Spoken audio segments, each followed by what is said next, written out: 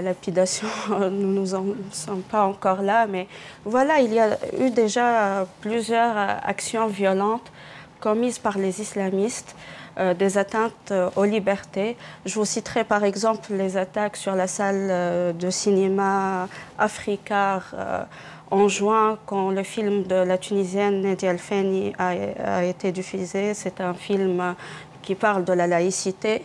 Donc les gens qui étaient présents pour cette projection ont été attaqués violemment, même avec... Vous-même aussi, vous avez été menacé? Moi, je reçois tous les jours des menaces de mort, des menaces de viol et tout ça.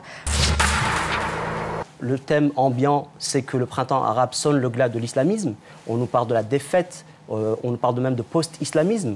Il y a tout un débat qui a lieu autour de ça. Et aujourd'hui, la discussion est concernant la victoire des islamistes dans ces élections et probablement une situation assez semblable en Égypte et à la fin du mois, au il y aura des Yémen, élections. en Syrie, etc.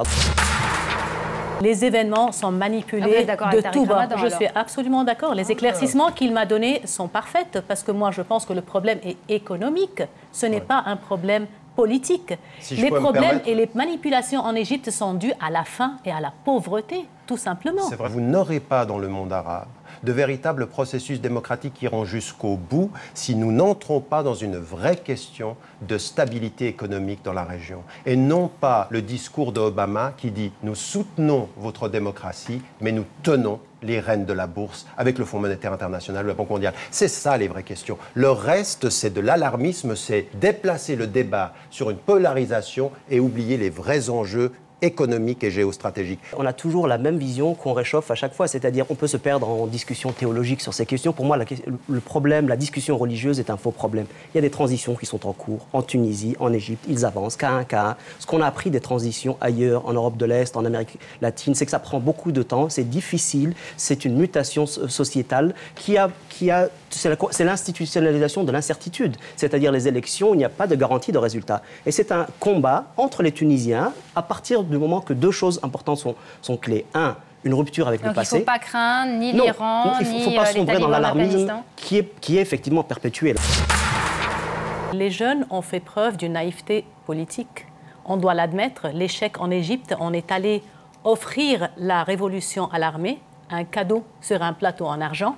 Et regardons maintenant, qu'est-ce qu'on reçoit? Personne ne le sait. Quand le débat sera sur les choix économiques, c'est à ce moment-là qu'il va se poser la question de l'apport de l'islam.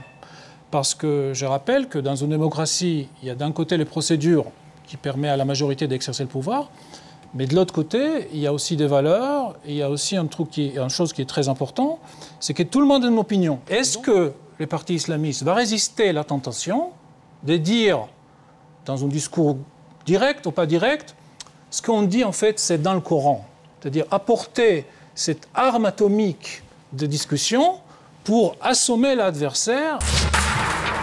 Zaina Moussa, je le disais, vous êtes Suissesse d'origine libyenne, vous avez 26 ans, vous avez cette double culture. Quand vous entendez parler de la charia dans votre pays, est-ce que vous regrettez d'être libyenne? Pas du tout. Alors moi, ce discours, je l'ai entendu en direct. Je vivais ces moments d'émotion malheureusement éloignés. J'aurais voulu être sur place. En fait, la charia a toujours été appliquée en Libye. Que ce soit sous l'ère de Kadhafi, ça a toujours été source de droit en Libye. Il faut savoir que, comme on disait tout à l'heure, il faut remettre chaque pays à un contexte particulier. Et dans le cas de la Libye, c'est en fait une population musulmane. On n'a pas de minorité religieuse. Et un islam modéré, mais traditionnaliste, on va dire. Et c'était pas du tout, en fait, un discours qui marquait une rupture ou qui était choquant pour les Libyens. Je souhaite qu'on réussira à avoir une vraie démocratie, qu'on aura cette stabilité économique. Je ne peux pas anticiper les choses, ça dépendra de plusieurs facteurs. Là, le peuple a choisi, je respecte le choix du peuple et je reste vigilante.